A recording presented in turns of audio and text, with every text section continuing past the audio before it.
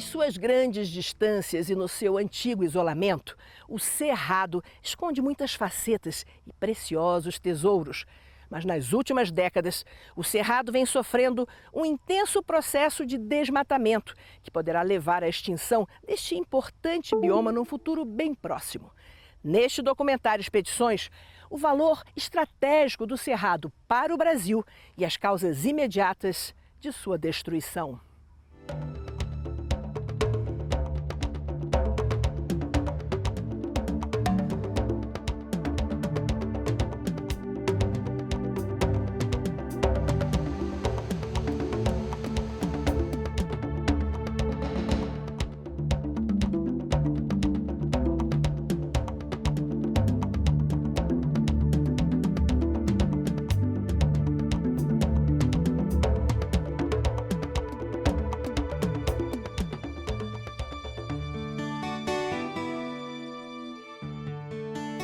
No coração do Brasil, tão longe do mar quanto das fronteiras, as terras do Cerrado se estendem imensas. Nas suas grandes distâncias e no seu antigo isolamento, o Cerrado esconde muitas facetas e preciosos tesouros.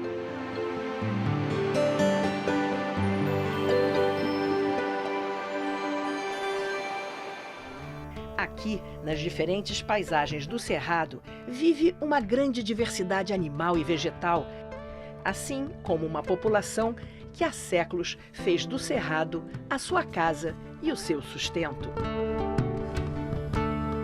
Além disso, é debaixo do solo aparentemente seco do Cerrado que se esconde um enorme lençol aquífero que alimenta 3 das maiores bacias hidrográficas sul-americanas.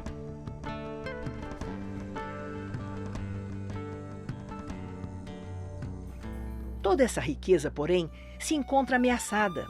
Atualmente, o Cerrado vem sendo devastado como nenhum outro bioma brasileiro. Aos poucos, o gado, a soja e a cana-de-açúcar vêm tomando a paisagem do Cerrado, enquanto sua vegetação tão rica arde no solo e nos fornos de carvão, que se alastram como uma praga pelos campos antes intocados. Quem viaja pelo Brasil Central, pelos estados de Goiás, Mato Grosso do Sul, Tocantins, Minas Gerais e Bahia, atravessa extensos chapadões, cobertos por uma vegetação de árvores retorcidas. Nessas regiões predomina o cerrado, a chamada savana brasileira.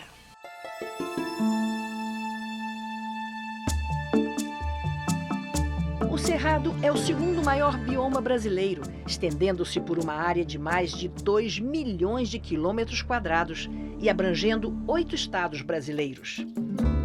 Graças às suas grandes variações de relevo e à sua posição central no território brasileiro, em contato com outros biomas como a Amazônia, a Mata Atlântica e a Caatinga, o Cerrado se caracteriza por ser a região de savana com maior biodiversidade do planeta.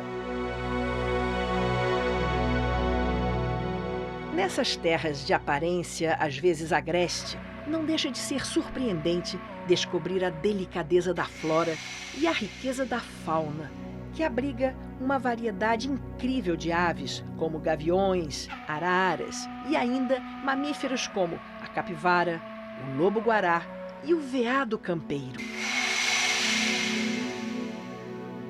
É a mais diversa flora do planeta. Isso significa que existem centenas de árvores frutíferas, de árvores com potencial medicinal, um banco biogenético, a maior biodiversidade do planeta.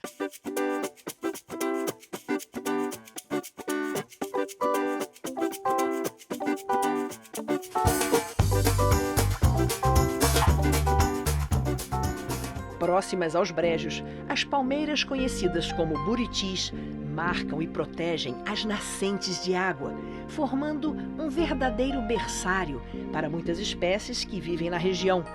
São as veredas, sempre verdes e férteis.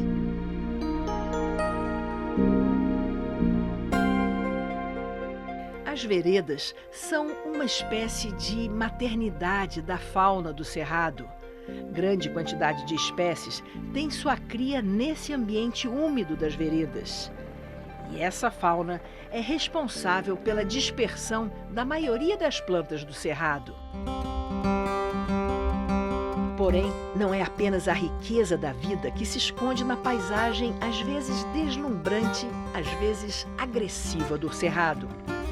O maior tesouro desse bioma está fora do alcance da vista.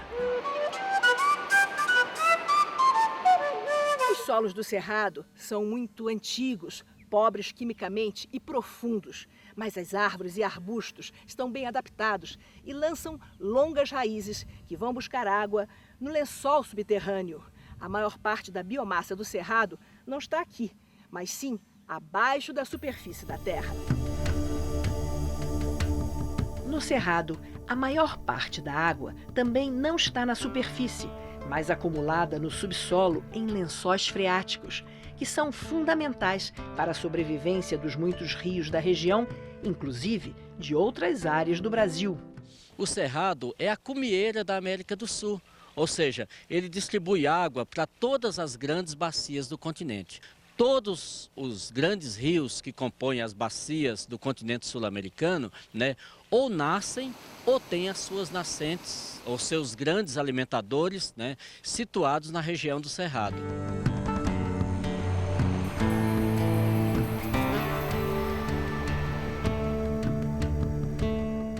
Três das maiores bacias hidrográficas sul-americanas, a do Rio da Prata ou do Rio Paraná-Paraguai, a do Tocantins-Araguaia e a do Rio São Francisco, dependem diretamente das águas que nascem no cerrado.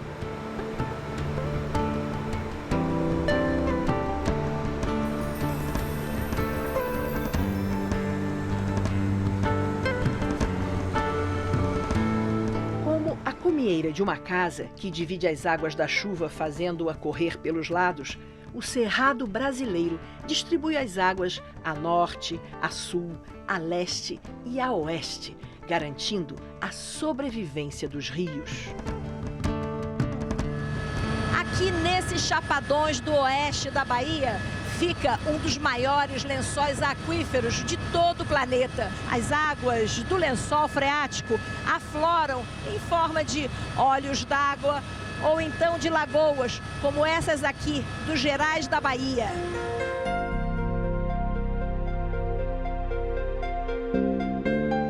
Extremamente variadas e adaptadas às condições físicas e climáticas do Brasil Central, a flora e a fauna do cerrado são, no entanto, extremamente frágeis. O cerrado é um tipo de ambiente que teve uma história evolutiva bastante singular. E ele é diferente da floresta amazônica, ele é diferente da Mata Atlântica, ele é diferente da Caatinga. Porque esse tipo de ambiente que atingiu seu clímax evolutivo, uma vez degradado, ele não se recupera jamais na plenitude da sua biodiversidade. Depois de milhares e milhares de anos de evolução, toda essa vida tem se mostrado extremamente suscetível à ocupação humana, que em poucos anos tem modificado de forma violenta a paisagem do cerrado. Nas últimas décadas, a expansão da pecuária e das lavouras mecanizadas de cana-de-açúcar e soja vem substituindo as áreas nativas de cerrado, principalmente na região central e no oeste baiano. O processo de ocupação do cerrado tem como dois pontos foco a soja e o gado. São duas atuações simultâneas, que acontecem com a ocupação do cerrado. O problema do gado é que você está usando essa área de uma maneira muito abrupta, e você está degradando, porque o gado ele tem uma pressão ambiental, ele compacta o solo, e quando a pastagem não é bem preparada, ele não dá sustentabilidade ao longo do tempo. O que você quer dizer com isso? O produtor não retira, o recurso não tem retorno financeiro, então ele abandona essa pastagem. Então nós temos quase 35 milhões de áreas degradadas por pastagem mal manejada. Além disso, o desmatamento da vegetação do cerrado para a produção do carvão vegetal que alimenta os fornos das guzeiras, isto é, das siderúrgicas que produzem o ferro-gusa, vem contribuindo para transformar o cerrado num extenso deserto. O encoivaramento, a agricultura de coivar, é um sistema muito comum na agricultura brasileira, principalmente o homem do interior que não tem tecnologia, não tem dinheiro, né? Então usava esse sistema, que é um sistema que já vem dos índios, né? Queima por baixo. Queima por baixo. Né? Mas de certa forma ele preserva as grandes árvores. Esse modelo aqui é um outro modelo. Você vê que houve uma derrubada, inclusive, de grandes árvores, né? Para transformar isso numa outra matéria, no caso carvão. E isso é em consequência da entrada na região das carvoarias. Hoje, acredita-se que apenas 20% da área original de cerrado esteja intacta, enquanto o restante estaria ou completamente destruído ou sensivelmente modificado pela ação do homem. Em se tratando de cerrado, esses novos vetores de destruição ameaçam não apenas um dos ecossistemas mais ricos e delicados do planeta, como põe em risco outras regiões do país que dependem direta ou indiretamente da saúde desse imenso bioma no coração do Brasil.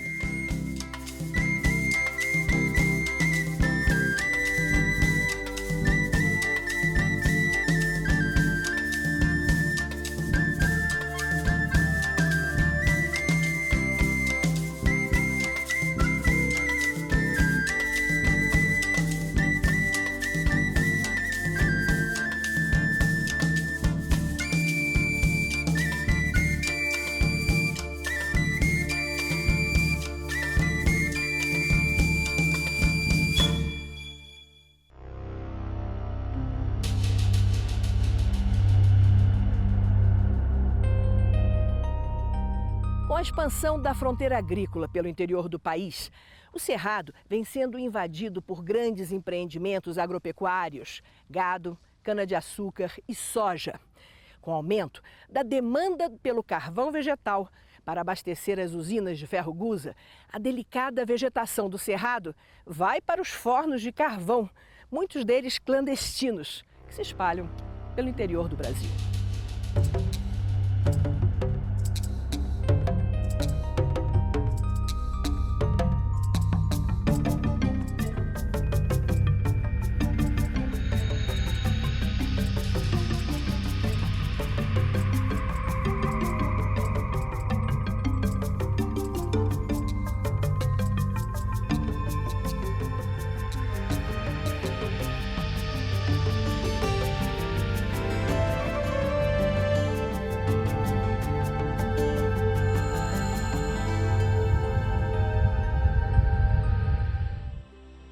A ocupação humana no Cerrado é muito antiga, datando de mais de 12 mil anos, quando os primeiros grupos de caçadores e coletores chegaram a essas terras, aqui se estabeleceram e aqui deixaram as suas marcas.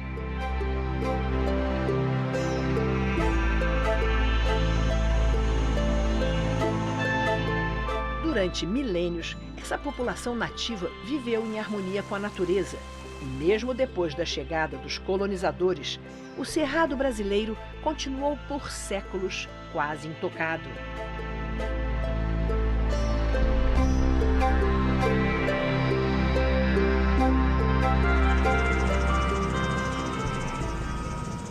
Apenas recentemente, há cerca de 50 anos, o Brasil Central começou a ser mais densamente povoado. A construção de Brasília, aliada aos incentivos governamentais na década de 70, abriram a região à exploração agropecuária e à crescente urbanização. Em 2 décadas, o Cerrado se transformou no segundo maior produtor de grãos do Brasil, principalmente de soja, além de abrigar mais de 40% do rebanho nacional. Toda essa região do Planalto Central, na região de Cerrado, a mata nativa é retirada. Os tratores formam então essas leiras, que são linhas com restos de vegetação, para que sejam formadas as pastagens ou então as terras para a agricultura mecanizada.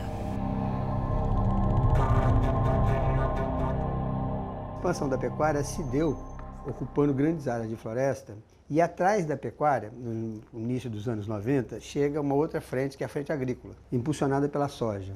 O Brasil é o segundo maior produtor de soja do mundo. Nas áreas de Cerrado do Mato Grosso, você conhece essa região muito bem, essas áreas do Cerrado do Mato Grosso estão completamente ocupadas por soja. Aí, tornando o Mato Grosso o maior produtor brasileiro de soja. Essa explosão agrícola acabou se deparando com um solo em grande parte pouco fértil e que ainda estava exposto a ciclos periódicos de queimadas. Em poucos anos, o aproveitamento da terra se tornava inviável, obrigando a migração das lavouras e pastagens para novas áreas e, consequentemente, a expansão do desmatamento. Economicamente, o Cerrado é uma importante região para o desenvolvimento da agropecuária no Brasil. E só para se ter uma ideia, a soja cultivada no Cerrado é responsável por mais de 50% da produção nacional. Mas é preciso repensar os impactos causados pelos modelos de ocupação e pela expansão da fronteira agrícola, que estão acabando com o Cerrado brasileiro.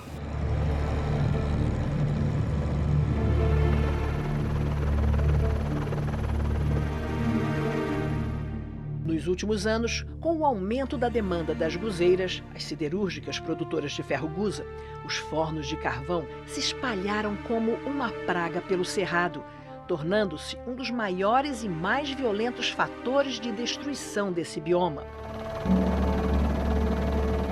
Essa daqui é uma bateria, é como o pessoal daqui chama essa fileira de fornos de carvão. As serrarias estão se instalando aqui na região dos Gerais e transformando a mata nativa, típica de Cerrado, em carvão. Já tendo atingido seu clímax evolutivo, o Cerrado é um bioma extremamente adaptado às condições físicas e climáticas das terras do Brasil Central. Porém, por esse mesmo motivo, o Cerrado também é um bioma surpreendentemente frágil, sensível à interferência do homem. E Altair, há 80 milhões de anos, há mais de 80 milhões de anos, toda essa região era um deserto. Quer dizer, essa região tem a vocação para se transformar de novo num deserto, não é isso? No final de um período geológico chamado Cretáceo, né, isso aqui constituía um grande deserto que ventos aconteciam aqui em grande quantidade, traziam areia e formavam grandes dunas aqui. Ainda existe vestígios dessas dunas. Então isso aqui era um deserto e tem toda a aptidão para ser deserto. É porque houve uma mudança de clima, né? Aumentou a umidade, permitiu o surgimento de alguns arbustos que foram crescendo, desenvolvendo, associado com esse solo, e esses arbustos modificaram o ambiente de maneira geral. Só que hoje, com a intervenção do homem, né, ele está retirando esses arbustos, então está colocando de forma nua o solo novamente, esse solo de areia frouxa. Essa areia daqui está toda exposta já em toda a área queimada que nós percorremos, né? Então, o que a natureza levou milênios para construir, o homem está destruindo em pouco tempo. A natureza levou para formar esse tipo de ambiente, no mínimo, 35 milhões de anos. Quer dizer, tudo isso que aconteceu nesse período de 35 milhões de anos está sendo devastado, né, de uma forma muito violenta, de uma forma muito rápida. Então, isso aqui já foi deserto. Então, tem toda a aptidão para se transformar novamente num deserto. A aparência baixa e retorcida da vegetação do Cerrado esconde o fato de que ela é muito antiga e profundamente enraizada. Uma vez desmatada, essa vegetação não retorna nunca mais, deixando o solo pobre e arenoso do Cerrado exposto a um processo irreversível de desertificação. Essas plantas, na realidade, elas têm uma parte abaixo do solo tão grande quanto a parte que sai acima do solo. A raiz é muito profunda, né? E essa raiz funciona absorvendo toda a água que cai aqui. E essa água que cai aqui nessa região é absorvida por essas raízes e vai acumulando no lençol e descendo lentamente para as nascentes, formando as veredas ali embaixo. Então, se a gente retira essa vegetação daqui, a água não vai infiltrar como infiltrava antigamente. E com isso, ela vai minguando lentamente, as veredas vão secando, as nascentes passam de um lugar mais alto para um lugar mais baixo, até um dia desaparecer. Para a ONG Conservation International, se as taxas atuais de desmatamento de cerca de 3 milhões de hectares por ano forem mantidas, até 2030, o cerrado poderá desaparecer completamente. Para piorar, atualmente apenas 2% da área do cerrado encontra-se preservado em áreas de conservação ambiental como a Chapada dos Veadeiros ou a Chapada dos Guimarães. O caso do Parque Nacional de Brasília, conhecido como Água Mineral, é um bom exemplo da importância estratégica das áreas de preservação do cerrado. Apesar do crescimento urbano desordenado ter levado a cidade de Brasília perigosamente para junto dos limites do parque, a sua importância só fez aumentar. Do ponto de vista, digamos assim, da contribuição do parque para a qualidade de vida da população, a gente tem não só a questão da conservação desses ambientes de cerrado, como dos recursos hídricos. O parque desempenha um papel social importantíssimo, porque 25% da água que abastece o Distrito Federal sai de dentro do Parque Nacional. No Brasil como um todo, ecossistemas tão afastados e diferentes quanto a Caatinga, o Pantanal e a Amazônia dependem do cerrado e das suas águas, como um rio depende de sua distante nascente. Mas, assim como as causas da destruição ambiental estão interconectadas, como a malha de rios, também algumas possíveis soluções podem ser pensadas tendo como foco a inspiração do traçado dos rios brasileiros. Mas para salvar o cerrado, conter o desmatamento, é necessário transformar o modelo de ocupação e exploração do Planalto Central brasileiro. É óbvio, 75% dos recursos financeiros que estão sendo gerados na agricultura, no agrobusiness, no agronegócio hoje para o Centro-Oeste, sai da soja e da carne de gado, são direta ou indiretamente. Então, você mudar esse processo de um dia para o outro, você vai mexer com o mercado. Então, na hora que você vai ter uma alternativa competitiva com esses produtos, você tem que ter um mercado bem diferenciado, você tem que ter um mercado constituído, você tem que transformar o que a gente está chamando de cerrado em pé naquilo que é uma commodity. O berço de uma das maiores biodiversidades do planeta, o cerrado vivo, é um tesouro que vem sendo consumido como lenha há décadas nos fornos de carvão. O cerrado tem mais de quase 10 mil espécies de plantas. Há um tempo atrás a gente falava assim, não, nós temos que conservar o cerrado porque ali tem espécies que podem curar o câncer, que pode... Hoje, o que a gente tem de realidade, nós não estamos falando de potencial, nós estamos falando de espécies como a sucupira branca, nós podemos falar da faveira, nós podemos falar da sempre-viva, nós podemos falar do sombreiro, uma série de... a pacari, a mamacadela, só para dar alguns exemplos de espécies de poder medicinal que a indústria farmacêutica já está utilizando. Valioso em si mesmo, o cerrado também tem uma importância para o equilíbrio ambiental do Brasil como um todo. Estrategicamente situado no meio dos principais biomas brasileiros, o cerrado pode determinar a sorte dessas outras regiões também. Zelar pelo cerrado, que está no coração do país, é zelar por nosso território, de norte a sul e leste a oeste do Brasil.